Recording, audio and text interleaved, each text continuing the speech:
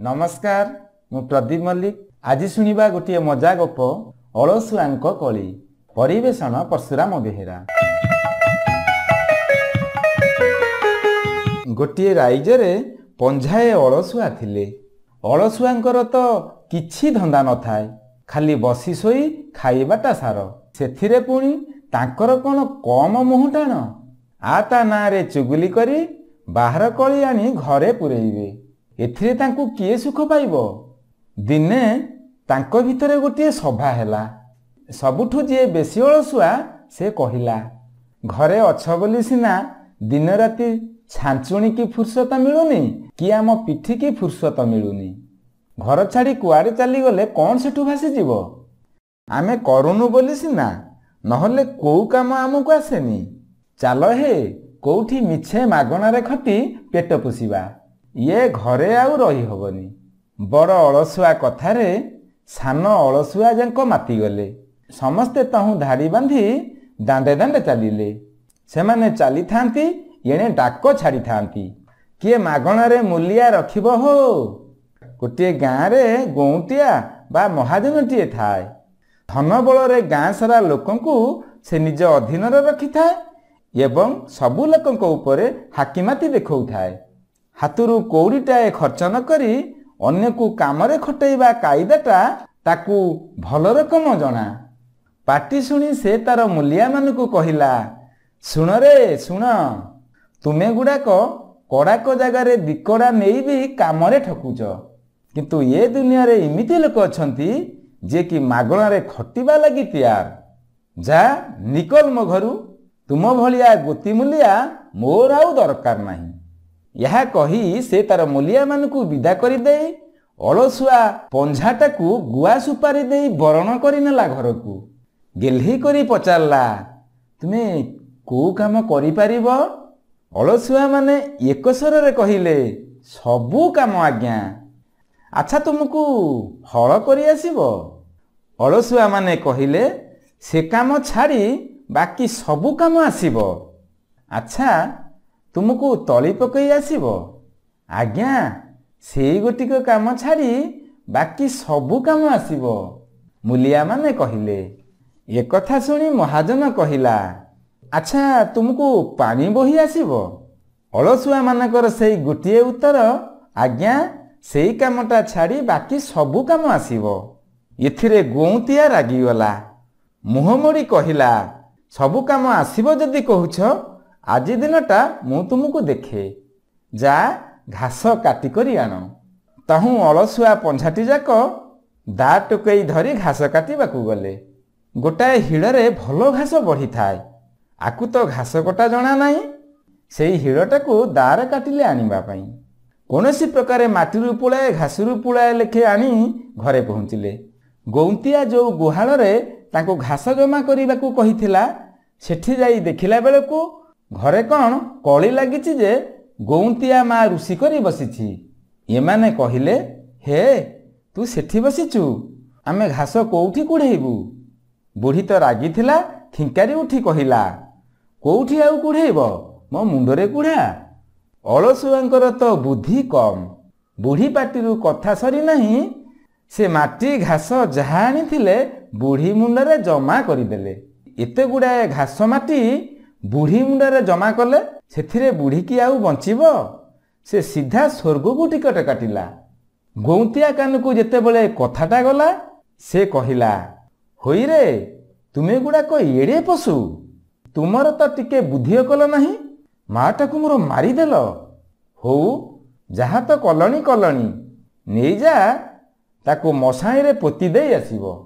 पंझाटी जाक अलसुआ एथर बुढ़ी की कोकई रे बांधी हरिबल पकई मशाणी को चलिले।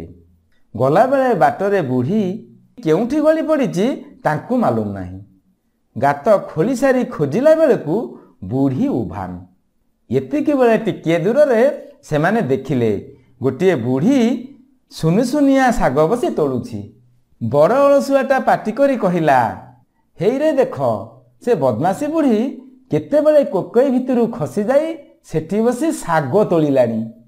जाओ रे जाओ, आउ डेरी करनी, पुणी कुआड़े पलई जीव से बुढ़ी। गात तो खोला सरीछि, ତାକୁ ଶୀଘ୍ର ଆଣି ଏଥିରେ ସମାଧି ଦେଇଦିଅ। ସେ ଶାଗ ତୋଳୁଥିବା ବୁଢ଼ୀଟି ଯେତେ ମନା କଲେ ବି ସିଏ ସେ ଗୌନ୍ତିଆ ମା ନୁହେଁ, ତା କଥା ଶୁଣୁଛି କିଏ? ତାକୁ ଆଣି ଶେଷକୁ ସେମାନେ ଗାତରେ ପକାଇ ମାଟି ଚଢ଼େଇ ଦେଲେ। ଘରକୁ ଫେରୁଥାନ୍ତି, କିଛି ଦୂର ଆସି ଦେଖିଲା ବେଳକୁ ବାଟରେ ପଡ଼ିଛି ଗୌନ୍ତିଆ ମା। ଏଥର ଅଳସୁଆମାନଙ୍କର ରାଗ ଦେଖିବ କ'ଣ? ରାଗରେ ଗାଉଁ ଗାଉଁ ହୋଇ କହିଲେ, ହୋଇଲ ବୁଢ଼ୀ, ତୁ ତ ବଡ଼ ଚାଲାକ ଅଛୁ ଦେଖୁଛୁ। ତୋତେ ଏଇନେ ଆମେ ସମାଧି ଦେଇ ଆସିଲୁ, ତୁ ପୁଣି ଆସି ଏଠି ଉଠିଲୁଣି। ଅଲକ୍ଷଣୀ କୋଉଠିକାର। ଏଥର ପୁଣି ସେ ବୁଢ଼ୀକୁ ନେଇ ଆଉ ଗୋଟିଏ ଗାତ ଖୋଳି ପୋତିଲେ। ଯେତେବେଳେ ଗୌନ୍ତିଆ ତାଙ୍କଠୁ ଏସବୁ କଥା ଶୁଣିଛି, ସେ କହିଲା, କ'ଣ କରିଛ? ତୁମେ ଆଉ ଗୋଟିଏ ଶାଗ ତୋଳୁଥିବା ବୁଢ଼ୀକୁ ପୋତି ଦେଇ ଆସିଛ? ତୁମ ଭଳିଆ ଭୂତିଆର ମୋର ଆଉ ଦରକାର ନାହିଁ। ମୁଁ ଯେତିକି ଗଙ୍ଗା ଗଲି ସେତିକି ଫଳ ପାଇଲି। କିଛି ଡାଲି ଚାଉଳ ଧରି ଭାଗ ମୋ ଘରୁ। ମୁଁ ଆଉ ତୁମର ମୁହଁ ସୁଦ୍ଧା ଦେଖିବାକୁ ଚାହେଁ ନା। ଅଳସୁଆ ପଞ୍ଝାଟି ଏବେ କରନ୍ତି କ'ଣ? ସେ ଡାଲି ଚାଉଳ ତକ ଆଣି ବାଟରେ ଗୋଟିଏ ଜାଗାରେ ରୋଷେଇବାସ କଲେ। ରନ୍ଧାରନ୍ଧି ସରିଲା। ଏଥର ଭାଇନି ପଡ଼ିଲା, ପତର ତ ନାହିଁ, ଖାଇବେ କେଉଁଥିରେ? ଜଣେ ଆର ଜଣକୁ କହିଲା, ତୁ ଯା ପତର କାଟି ଆଣିବୁ। ସେ ତାକୁ କହିଲା, ମୋତେ କ'ଣ ଶସ୍ତା ପାଇଲୁ କି? ତୁ ଯାଉନୁ ଆଣିବୁ। ଏମିତି ସମସ୍ତେ ପରସ୍ପର ମଧ୍ୟରେ ଥେଣ୍ଟାଥେଣ୍ଟି ଲଗାଇଲେ। ଭୋକରେ ଏଣେ କରଡ଼ି ଜଳୁଥିଲେ ବି କେହି ଆଉ ପତର କାଟିବାକୁ ଯାଉନଥାନ୍ତି। ଶେଷକୁ ବଡ଼ ଅଳସୁଆ କହିଲା, ବନ୍ଧୁଗଣ, ଆମ ଭିତରେ ଏତେ ଝଗଡ଼ାଝାଟିର ଆଉ ଦରକାର ନାହିଁ। ଗୋଟିଏ ସର୍ତ୍ତ ରହିଲା, ଯିଏ ଆମ ଭିତରେ ଆଗ ପାଟି ଖୋଲିବ ସିଏ ଯିବ ପତର କାଟି। ଏତକ କହି ବଡ଼ ଅଳସୁଆ ଚୁପ୍ ହେଇ ବସି ପଡ଼ିଲା। ତା ଚାରିପାଖେ ଆଣ୍ଠୁ ସନ୍ଧିରେ ମୁଣ୍ଡ ରଖି ଆଉ ସବୁ ଅଳସୁଆ ବସିଗଲେ। କେହି କେହି ତାଙ୍କ ଭିତରୁ ବସୁ ବସୁ ଢୋଳେଇବାରେ ଲାଗିଲେ। ଯେମିତି ରାଧା ଗୋବିନ୍ଦ ଝୁଲଣ ଦୋଳିରେ ବସି ଏପାଖ ସେପାଖ ହୁଅନ୍ତି, ଠିକ୍ ସେମିତି। ଏତିକି ବେଳେ ସେଇ ରାଇଜର ରଜାପୁଅ ତା ଦଳବଳ ନେଇ ସେଇ ବାଟେ ପାରିଧୁରୁ ଫେରୁଥିଲା। ତାକୁ ବି ପ୍ରବଳ ଭୋକ କରୁଥାଏ। ବାଟ ମଝିରେ ସେ ଦେଖିଲା ଅଦ୍ଭୁତ କାଣ୍ଡ। ଭାତ ଡାଲି ରନ୍ଧା ହୋଇ ଥୁଆ ହୋଇଛି, ଅଥଚ କେହି ଖାଇନାହାନ୍ତି। ସେ ପଚାରିଲା, ଆରେ ଭାଇ, ରନ୍ଧାବଢ଼ା କରି ବସିଛ, ଖାଉନା କାହିଁକି? କଥା କ'ଣ? ଯିଏ ପାଟି ଖୋଲିବ ସିଏ ଯିବ ପତର କାଟି। କିଏ ଦେଉଛି ରଜାପୁଅ ପ୍ରଶ୍ନର ଉତ୍ତର? ଯେଝା ସୁଖେ ଯେଝା ରହିଲେ। ତାଙ୍କର ବାଗ ଦେଖି ରାଜାପୁଅ କହିଲା, ଠିକ୍ ଅଛି, ତୁମେ ବସି ଜଳ ଜଳ କରି ଚାହିଁଥା, ଆମେ ଖାଉଛୁ। ଏହା କହି ପାଖରୁ ପତର କେତେ ଖଣ୍ଡ କାଟି ଆଣି ସେ ତା ଦଳବଳ ନେଇ ବସି ପଡ଼ିଲା। ଘଡ଼ିକ ଭିତରେ ଭାତ ଡାଲି ସବୁ ଶେଷ। ତଥାପି ମଧ୍ୟ ଅଳସୁଆମାନେ ପାଟି ଫିଟଉ ନଥାନ୍ତି। ରାଜାପୁଅ ମନରେ ଭାବିଲା, ନିଶ୍ଚୟ ଏଥିମଧ୍ୟରେ କିଛି କଥା ଅଛି। ଚୁଲିରେ ଗୋଟାଏ ବଡ଼ ନିଆଁ ଖୁଣ୍ଟ ପଡ଼ିଥିଲା। ସେଇଆକୁ ଆଣି ସେ ସମସ୍ତଙ୍କ ଠେଇ ପଟାଏ ଲେଖେ ଚେଙ୍କା ଚଢ଼େଇଲା। ତଥାପି ମଧ୍ୟ ପତର କାଟିଯିବା ଭୟରେ କେହି ପାଟି ଫିଟଉ ନଥାନ୍ତି। ଯେତେବେଳେ ପରସ୍ତେ ଚେଙ୍କା ଚଢ଼ାଇ ପୁଣି ପରସ୍ତକ ପାଇଁ ପ୍ରଥମ ଲୋକଟା ପିଠିରେ ନିଆଁ ଖୁଣ୍ଟା ମାଡ଼ି ଦେଇଛି, ସେ ଚିଲେଇ ଉଠିଲା, ସମସ୍ତଙ୍କୁ ଚେଙ୍କେ ଚେଙ୍କେ ମୋତେ କାହିଁକି ଦି ଚେଙ୍କେ? ତା ପାଟି ଶୁଣି ଅନ୍ୟମାନେ କହିଲେ, ସେଇଟା ଗୋଟେ ଅଳସୁଆଟେ, ଏଇନେ ପତର କାଟିବାକୁ ଯାଉନଥିଲା, ଚଢ଼ା, ଠାପୁଆକୁ ଆଉ ଚେଙ୍କାଇ ଚଢ଼ା। ଦୁଇ ଚେଙ୍କା ଖାଇଥିବା ଅଳସୁଆ କହିଲା, ହଜୁର, ମୁଁ ଏକା ନୁହେଁ, ଏମାନେ ସମସ୍ତେ ବି ମୋରି ଭଳି ଅଳସୁଆ। ରାଜା ପୁଅ କହିଲା, କ'ଣ ତୁମେ ପାଞ୍ଚଟି ଯାକ ତାହେଲେ ଅଳସୁଆ? ଅଳସୁଆ ମାନେ ଦେଶର ଶତ୍ରୁ। ରୁହ, ଆଜି ତୁମ କାହାରିକୁ ମୁଁ ଛାଡ଼ୁନି। ଏହା କହି ସେ ସେଉଠୁ ଗଡ଼େଇ ପଡ଼େଇ ସମସ୍ତଙ୍କୁ ମନ ଇଚ୍ଛା ଚେଙ୍କ ଚଢ଼େଇଲା। ତାପରେ ଘୋଡ଼ାରେ ଚଢ଼ି ତା ବାଟରେ ଗଲା। ଦେହ ମୁଣ୍ଡରେ ବେଦନା ପାଇ ଅଳସୁଆମାନଙ୍କୁ ବଡ଼ ଅପମାନ ଲାଗିଲା। ବଡ଼ ଅଳସୁଆ କହିଲା, ଦେଖ ହୋ, ଆମ ଅଳସପଣରୁ ରାନ୍ଧିଲା ଭାତ ଗଣ୍ଡାକ ମଧ୍ୟ ଆମେ ଖାଇପାରିଲେନି, ସେଥିରେ ପୁଣି ଚିଆଁ। କଥାରେ ଅଛି ପରା, ଆପଣା ହସ୍ତେ ଯାହା ଛେଦି, କିଏ ତାଙ୍କର ଅଛି ପ୍ରତିବାଦୀ। ଯାହା ହେବାର ହୋଇଗଲା। ଆଜିଠୁ ଆମେ ଅଳସୁଆପଣ ଛାଡ଼ି ଭଲ ମଣିଷ ହେବା।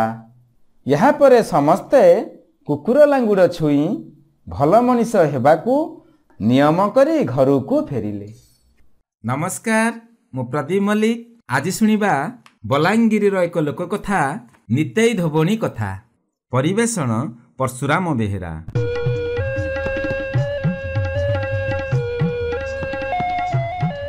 ଟିଟିଲାଗଡ଼ ନିକଟସ୍ଥ ରାଣୀପୁର ଝରିଆଲଠାରେ 64 ଯୋଗିନୀ ମନ୍ଦିରର ଭଗ୍ନାବଶେଷ ରହିଛି। ପୂର୍ବେ ଏହି ସ୍ଥାନ ତନ୍ତ୍ରବିଦ୍ୟାର ଗୋଟିଏ ସାଧନା ପୀଠ ଭାବେ ସାରା ଭାରତରେ ପ୍ରସିଦ୍ଧି ଲାଭ କରିଥିଲା। ତନ୍ତ୍ରବିଦ୍ୟାରେ ସିଦ୍ଧିଲାଭ କରିଥିବା 7 ଜଣ ନାରୀ ଏ ଅଞ୍ଚଳରେ ରହୁଥିଲେ। ସେମାନେ ମଲା ଲୋକଙ୍କୁ ବଞ୍ଚାଇ ଦେଉଥିଲେ, ଶୂନ୍ୟ ଆକାଶରେ ଚାଲି ପାରୁଥିଲେ। ଅସମ୍ଭବକୁ ସମ୍ଭବ କରି ଦେଖାଇବା ବିଦ୍ୟାରେ ସେମାନେ ବେଶ ସିଦ୍ଧହସ୍ତ ଥିଲେ। ଏହି 7 ଜଣ ନାରୀଙ୍କ ଭିତରେ ନିତେଇ ଧୋବଣୀ ଥିଲେ ବେଶ ପରିଚିତ। ତାଙ୍କ ବୁଦ୍ଧି ବିଦ୍ୟା ଆଉ ପାଣ୍ଡିତ୍ୟକୁ ପରୀକ୍ଷା କରିବାକୁ ଆସି ବଡ଼ ବଡ଼ ପଣ୍ଡିତ ହାର ମାନୁଥିଲେ। ଥରକର କଥା, ନିତେଇ ଧୋବଣୀ ଲାଭ କରିଥିବା ବିଦ୍ୟାକୁ ପରୀକ୍ଷା କରିବା ପାଇଁ ଜଣେ ପଣ୍ଡିତ ତାଙ୍କ ଘରେ ଆସି ପହଞ୍ଚିଲେ। ସେ ଆସିବା କଥା ପୂର୍ବରୁ ନିତେଇ ଧୋବଣୀ ତନ୍ତ୍ରବିଦ୍ୟା ବଳରେ ଜାଣିପାରିଲେ। ତେଣୁ ପଣ୍ଡିତଙ୍କୁ ଆଚମ୍ବିତ କରିବା ପାଇଁ ସେ ନିଜ ବିଦ୍ୟାର ପ୍ରୟୋଗ କଲେ। ପଣ୍ଡିତେ ନିତେଇ ଧୋବଣୀଙ୍କ କବାଟରେ ଠକ୍ ଠକ୍ ଶବ୍ଦ କରି ଡାକ ପକାଇଲେ, କବାଟ ଖୋଲ। ଭିତରୁ ଉତ୍ତର ଆସିଲା, କିଏ ଡାକୁଛ? ଏବେ ମୁଁ ଚୁଲିରେ ଧାନ ଉଁସାଉଛି, କବାଟ ପେଲି ଦେଇ ଭିତରକୁ ଆସ। ପଣ୍ଡିତେ କବାଟ ପେଲିଲା କ୍ଷଣି ଖୋଲିଗଲା। ସେ ଭିତରକୁ ଆସି ଯାହା ଦେଖିଲେ ତାଙ୍କ ଆଖି ଖୁସି ହୋଇଗଲା। ସେ ସମୟରେ ନିତେଇ ଧୋବଣୀ ନିଜ ଗୋଡ଼ ଦୁଇଟିକୁ ଚୁଲିରେ ପୁରାଇ ଧାନ ଉଁସାଉଥିଲେ। ଚୁଲି ଭିତରେ ଗୋଡ଼ ଦୁଇଟି ହୁତୁ ହୁତୁ ହୋଇ ଜଳୁଥିଲା। ନିତେଇ ଧୋବଣୀ ପଣ୍ଡିତଙ୍କ ଆଡ଼କୁ କାଠ ପିଢ଼ାଟିଏ ଠେଲି ଦେଇ ବସିବାକୁ ଠାର ଦେଲେ। ପଣ୍ଡିତ ପିଢ଼ାରେ ବସି ବଲ ବଲ କରି ଦେଖୁଥାନ୍ତି। ନିତେଇ ଧୋବଣୀ ପଣ୍ଡିତଙ୍କୁ କହିଲେ, ଆଜି ଆମ ଘରେ ଖାଇବେ।